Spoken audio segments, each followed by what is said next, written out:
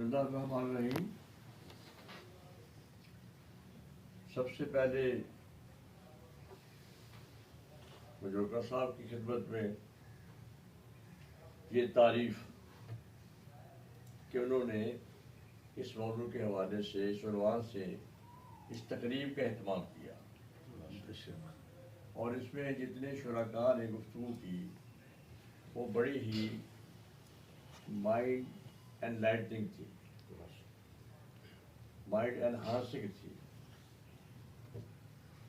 बड़ा जलसा हो या छोटा हो, बात चंद लोगों की होती है जिन्होंने गुफ्तगू करनी होती है।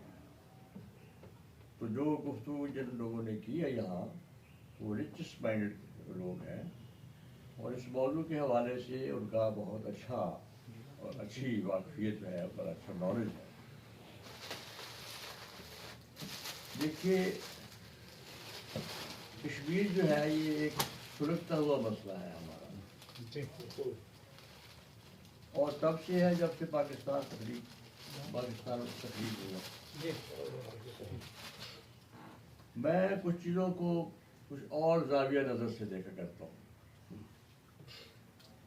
उसमें सबसे पहले यही कि कश्मीर कमेटी के सदर बनाने से कश्मीर आज़ाद नहीं हो सकता। सही। वो उसका एक जो कार्रवाई होती है ज़िम्मन में, जो मामलात होते हैं उनको डील करने के लिए वो होता है। सही। बाकी मुझे मौलाना फजल रहमान साहब से भी, जमीयतुल उलमा हिंद वो वाहिद जमात है मुसलमानों की जिसने सबसे पहले हिंदुस्तान में तहरीक आज़ादी शुरू की थी। कांग्रेस बाद में आई है, कांग्रेस बहुत बाद में आई है। जमीयतुल उलमा हिंद थी जिसने तहरीक आज़ादी हिंद का जो है ना वो अपना पर्चा उठाया।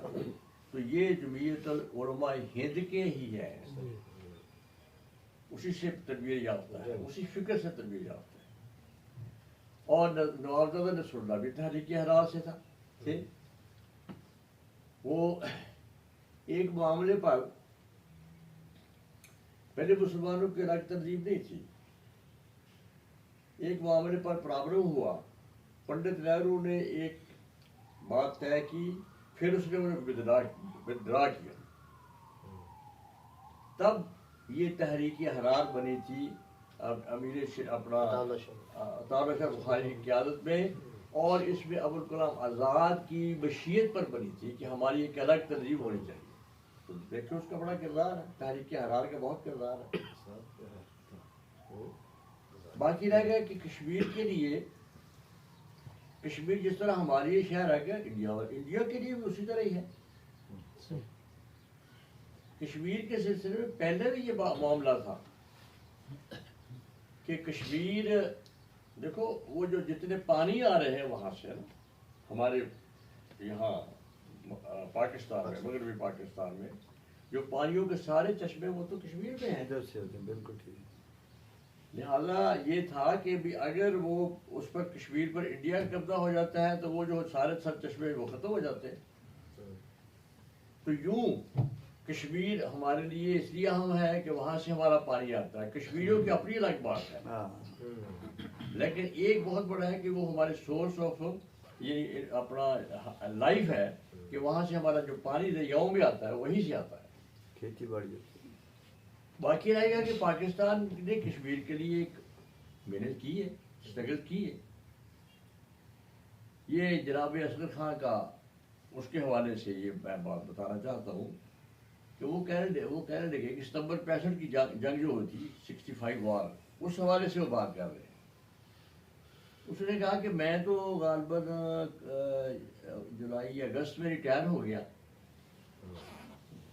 और उसके बाद जो है ना मैंने फील किया कि भाई ये जो कश्मीर का मकबूजा कश्मीर का जो हिस्सा है उसमें जो है उसके आसपास हमारी फौजें जा रही है, हम कोई कार्रवाई करने वाले हैं। इट मीन्स कि भी वहाँ फौजें छंड जोड़िया वगैरह जो जगह वहाँ जो फौजें हमारी जा रही हैं, हमारा असलम जा रहा है, इट मीन्स कि पाकिस्तान यहाँ वहाँ जंग करना चाहता है। कहते मैंने अयूब खान से टाइम लिया, उसने मुझे अपना अगस्त में मैंने उसकी बात की, लेकिन उसने गालबन अगस्त के आखिर में या सितंबर के शुरू में उसने मुझे टाइम दिया। तो मैंने उससे पूछा कि मैंने कहा क्या आप कश्मीर पर हमला करना चाहते हैं? उसने कहा नहीं। तुम्हें किसी ने कहा? मैंने कहा वादे नजर आ रहा है कि आपने वहाँ अपनी फौजें इकट्ठी कर रही है, तो इसका मतलब यह है कि आप वहाँ जो है ना, अगर आप नहीं हमला करेंगे कोई न कोई बात हो जाएगी, इंडिया हमला करेगा। तो आप पाकिस्तान के तहफ़्फ़ुज़ का क्या किया आपने? पाकिस्तान महफूज कैसे रह सकेगा? उसने कहा कि इसका हमें, अयूब खान ने कहा हाँ, इसका हमें यकीन दिलाया है। किसने यकीन दिलाया? हमारी वज़ारत ख़ारजा ने। चुनांचे पाकिस्तान ने हमला किया। अगली बात हो 17 रोज़ा जंग हुई और हमारी वज़ारत ख़ारजा कौन थे उस वक्त? उसमें भी एक यही मसला था कि ये जो फौजी आ गया है ये जाएंगे नहीं। सियासतदानों का ये प्रॉब्लम की मजबूरी है कि जब फौजी आ गए तो ये नहीं जाएंगे, लिहाजा फौजियों की जो है ना सर नीचे लगेगा तो ये निकलेंगे। लेकिन बहरहाल सितंबर 65 की 17 जंग में हम बच गए, हमारी फतेह नहीं हुई। ये जो मगर ये है कि कौम ने तराने गाए, स्ट्रगल की, कोशिश की, और वो जो अल्लामा इकबाल लिखा है, गरमाओ गुलामाओं का लहू सोज़े यकीन से कंजुश के फरोमाया को शाही से लड़ा दो। वो बात हो कि मुसलमानों को जब जोश व जज्बा दिलाया जाता है तो वो आ जाते हैं। तो सितंबर 65 में हमने जंग लड़ी वहाँ उसके लिए। मगर कश्मीर उससे बहुत पहले की बात है, जब वो मेरा ख्याल में ये पंडित नेहरू का ही जमाना था। एक तो थी ना अपना इंदिरा गांधी, एक और भी इनकी थी, सफीर हुआ करती थी अक़वाम मुत्तहिदा में इंडिया की, उसका नाम मुझे याद नहीं आ रहा। तो हमारा वज़ीर ख़ारजा थे उस वक्त ज़फ़रुल्लाह खान साहब। आप जानते होंगे कि शुरू पाकिस्तान में जो हमारा वज़ीर ख़ारजा था वो ज़फ़रुल्लाह खान साहब थे।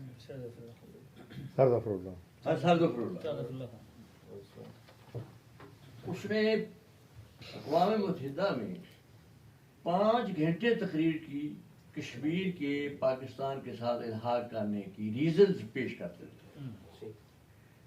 तो उसके मुकाबले में पंडित नेहरू की वो सिस्टर थी, वो खड़ी हुई जवाब देने के लिए।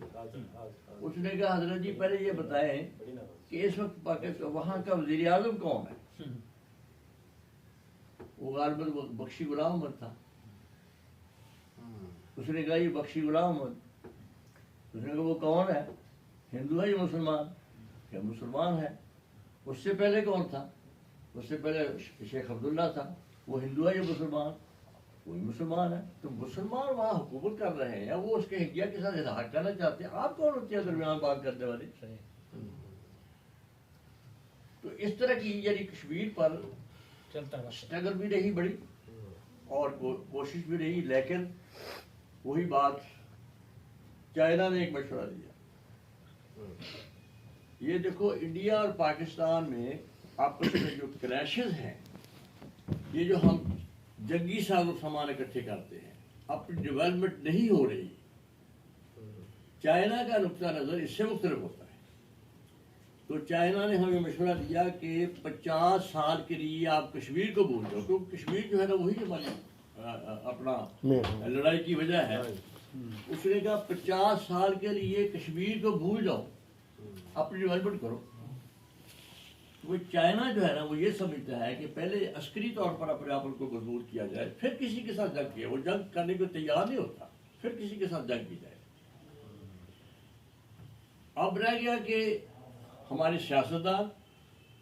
सियासतदानों ने जितनी सियासतदानों को जितने इख्तियार मिले थे, देखो हमारे यहाँ हमारा प्रॉब्लम ये है कि हमारी सियासत नहीं आज़ाद हो सकी। सियासी तौर पर हम इंडिया से बहुत पीछे हैं।